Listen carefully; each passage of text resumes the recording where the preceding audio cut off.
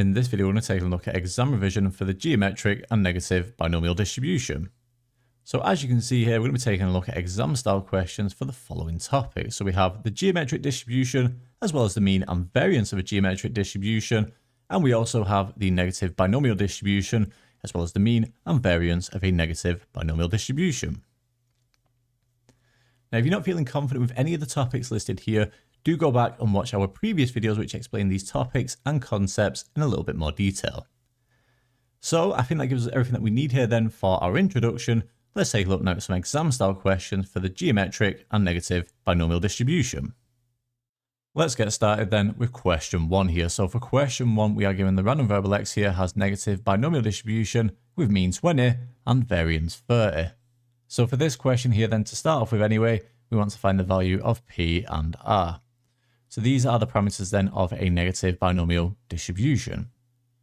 So for part A then, to start off with here, as we're told then, the random variable x here has negative binomial distribution.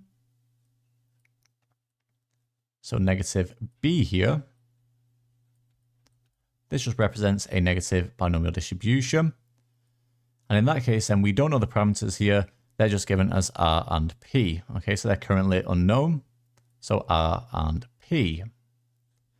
Now what we do know is that the mean is 20, so the expectation of x here, so e of x, well, for a negative binomial distribution, this is given as r over p. Don't forget these results are also given in the formula book, so you don't have to worry about memorizing these. So r over p then is equal to 20, like so. And then for the variance here, this is var x. So var x here, in this case, again, we have a negative binomial distribution here. So the result then for the variance of a negative binomial distribution, what would we get here? Well, we get r times 1 minus p all over p squared there. Okay, and we know for this random variable here, x, the variance is 30.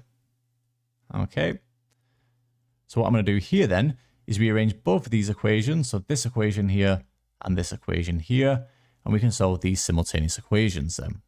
Okay, so if we call this equation 1, and we call this equation 2 here, well, we can rearrange equation 1 then to be r equals 20p. So r is equal to 20p, and let's rearrange equation 2 here to be r times 1 minus p is equal to 30p squared there. Okay, so now if I substitute r equals 20p into this equation here, what would we get then? So in that case, we get 20p. So 20p times 1 minus p is equal to 30p squared. Okay. Now we know for a geometric distribution that p cannot equal 0. Okay. So p cannot equal 0. So therefore what we can do is we can divide through by p here. Okay. So if we divide through by p then, I'm going to get 20 times 1 minus p here is equal to 30p.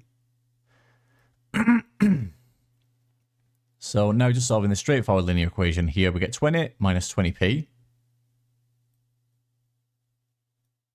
Like so. That's equal to 30p. So now if I add 20p to both sides, I get 50p is equal to 20. And then finally, divide both sides by 50 here. So we get 20 over 50, which is the same as 2 over 5. So therefore, p is equal to 2/5 here. Like so. Now we also know that r is equal to 20p. So don't forget, we're not done here. We find the value of p, but we also need to find the value of r here. So in that case then, the value of r here is equal to 20 times p. So 20 lots of 2/5 here. So what do we get then? Well, 20 times 2 over 5, that would give me 40 over 5, which is equal to 8 there.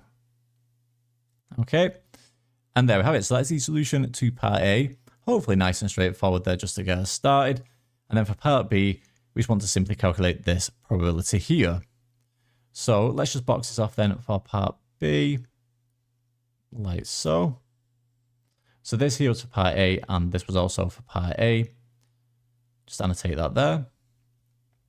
Now for part B then, we're looking for the probability that our random variable x here is equal to 12. Okay, so to evaluate this probability here, we need to use the following result. And don't forget, this result is also given in the formula book. So we're going to use here the probability that our random variable x here is equal to some value. Let's call that little x then. This is equal then to x minus 1. Choose r minus 1. We then times this by p to the power of r. And then we times this here by 1 minus p to the power of x minus r. Like so there. So in that case then, if we want the probability that our random variable x here is equal to 12, that's going to be equal then. So we're going to get 12 minus 1. Choose r minus 1 here, where r is equal to 8. So we get 8 minus 1 there. We then times this by p to the power of r. So p here, that's what we just evaluated. That's 2 over 5. We times it by 2 over 5 to the power of r, where r is equal to 8 here, as we can see. And then we times this here by 1 minus p. So 1 minus 2 over 5 to the power then of x minus r. So x here is 12. So 12 minus 8 there. Okay. So let's just simplify this here first before we evaluate it. So 12 minus 1 is 11. 8 minus 1 is 7. So we get 11. Choose 7 there. We then times this by 2 over 5 to the power of 8.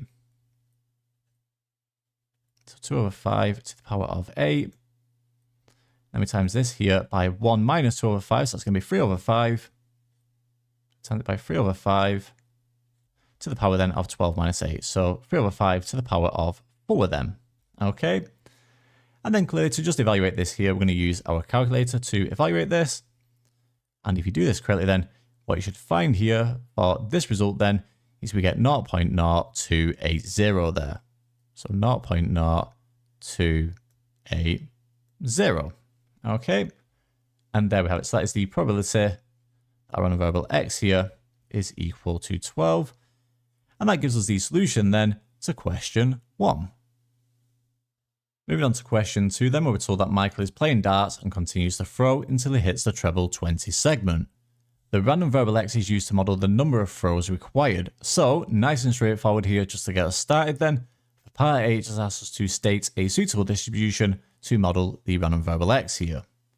So for part A then, it's just basically asking which distribution is going to be appropriate to model this situation. So in this case here, given that we just keep throwing darts, or Michael keeps throwing darts until he hits the treble 20 segment, in that case then, this will be a geometric distribution. We keep going until we get our first success. So in that case then, x here, that's the random variable that we're using here, x will follow a geometric distribution. Now we don't know the value of p here, so we don't know the probability of success. So we just denote this here as p. Okay, and there we have it. So nice and straightforward. That gives us the solution there to part A. So for part B then, what do we have here?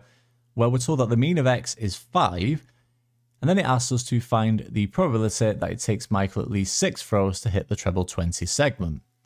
So we know that the expectation of x here is equal to 5, but given that we have a geometric distribution, we know that the expectation of x here, so the expectation of x is equal to 1 over p. Don't forget this result is also given in the formula book, so you don't have to worry about memorizing this. And this is equal here to 5, as we're told here, right? So the mean of x is 5. So in that case, then, what we can do here is solve for p. So times through by p then, we get 5p equals 1. And then divide both sides by 5. And we find that p is equal to 1 over 5 there, right? So that's the value of p. Now what we're actually looking for here in part B then is the probability that our random variable x here, so the probability that our random variable x here is greater than or equal to 6, right? Because we're looking for the probability that it takes Michael at least 6 throws, so at least 6 throws here, that is the same then as x being greater than or equal to 6 here. Okay. So to find this probability here then, we should use the standard results then. So in that case, what do we get here? Well, I get 1 minus p. So 1 minus p here, so that's going to be 1 minus 1 over 5. Like so. And then this here is to the power of x here. So that's going to be 6 in this case, minus 1. So 6 minus 1 there, like so. So 1 minus 1 over 5, that would give me 4 over 5 there. So we get 4 over 5. And this is then to the power of 6 minus 1, which is 5. So just use your calculator here to evaluate this probability then. So 4 over 5 to the power of 5, what you should hopefully get here then is 0.328. So 0.328 there. And there we have it. So that is the solution to part B. And then finally here for part C, it asks us to find the variance of x. So for a geometric distribution then, the variance here, var x, this is equal then to 1 minus p all over p squared. And again, don't forget this result is also given in the formula book. So 1 minus p here, where p is equal to 1 over 5. So 1 minus 1 over 5. And then we divide this here by 1 over 5 squared. Okay, so what do we get here then? Well, I get 4 over 5 divided by 1 over 25, like so. And then if we evaluate this here, what do we get? Well, I'm going to get 20 in that case, right? The variance of x here is equal to 20. And there we have it. So that gives us the solution to part C. And that gives us the solution there to question 2. So to finish with here then, let's take a look now at the very last question. So for this question here, we've got Luke, who is playing a game of chance where his probability of winning a prize is 0.24. We're then told that he plays the game several times. And for the first part of this question then, it asks us to find the probability that he wins his second prize on his 10th game. So to start off with then for part A here, let's define this situation, this context here, with a random variable. And let's choose x here as our random variable. So we've got x here. Now in this case, under this context here, x will follow a negative binomial distribution, okay? Because we're looking for a certain number of successes in a particular number of trials, okay? So x will follow a negative binomial distribution. So I'm going to denote this as negative b here. So we've got negative b. Then we have our parameters here of r and p. So r is the number of successes here. So we're looking for 2 successes. He wins his second prize. So second prize, that indicates that r equals 2. And p, the probability of success here, that's the probability of winning a prize. Well, we're given that here, that's 0.24. Okay. Now what we're looking for here then is the probability, our random variable x here, is equal, in this case, to 10. Okay, so he gets 2 successes on his 10th game. Okay, so x equals 10 here, like so. So to find this here then, this is going to be, so it's going to be x minus 1, choose r minus 1. So I'm going to get 10 minus 1 because x equals 10 here. Then we choose r minus 1, where r equals 2. So 2 minus 1 there. We then times this here by p to the power of r, so it can be 0.24 to the power of 2. And then we times this here by 1 minus 0.24 to the power then of x minus r, so x is 10 minus r, which is 2. So to the power then of 10 minus 2 there. Okay, so let's just simplify this here then. So what do we get? So 10 minus 1, choose 2 minus 1. So that's going to be 9, choose 1 then. So 9, choose 1. Then we times this here by 0.24 squared. Then we times this here. So 1 minus 0.24. So that's going to be 0.76. 0.76 there to the power of 8. Okay. So clearly to evaluate this probability here, we simply need to use our calculator. So put this into your calculator here. And if you do that correctly, then what you should find here is we get 0.0577 there. Okay. So there we have it. That is the solution to part A. Now for part B then, nice and straightforward here. It just says state one assumption you have made in using this model. So all I'm going to say here is the probability of winning a prize is the same each time he plays the game. Okay. So the probability of winning a prize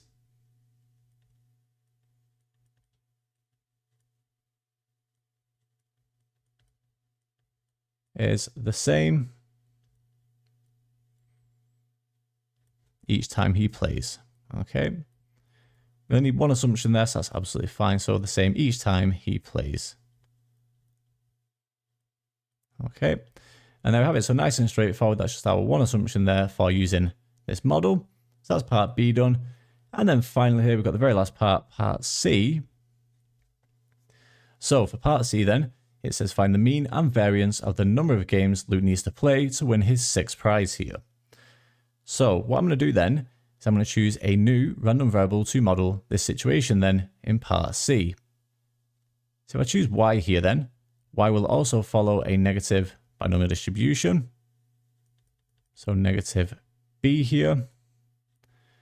Now do be slightly careful with the parameters. So r in this case will change because we're looking for the 6th success here. Okay. So in that case then, this indicates that r equals 6. And p will just remain the same here as what we started off with. So p equals 0.24. So for the mean then, the mean number of games, that's the same as the expectation of y. So the expectation of y here. So to find the expectation of y, well, what we do here is we take our parameter r and we divide it by p. Again, this result here is just given in the formula book, so you don't even have to worry about memorizing this result. So r is 6, divided by p, which is 0.24. And 6 divided by 0.24 here, what does that give us? Well, we simply get 25 there. Okay, so the mean number of games is 25. And then for the variance here, again, just use your formula book here. So the variance in this case is var y. So that's the variance of our random variable y here. And to find the variance of this random variable y here, that's going to be equal then to r times 1 minus p all over p squared. Okay. So using this value of r here and this value of p, what do we get? So we get 6 times 1 minus 0.24. And that's all over then 0.24 squared. So all we need to do then is just put this into our calculator here. And if we do that correctly, what we get then is 475 over 6 there. Okay. And there we have it. So that gives us the solution to the very last part of this question, part C. And that actually gives us the solution to the very last question in this video then, question 3. And that brings us to the end of this video on exam revision for the geometric and negative binomial distribution.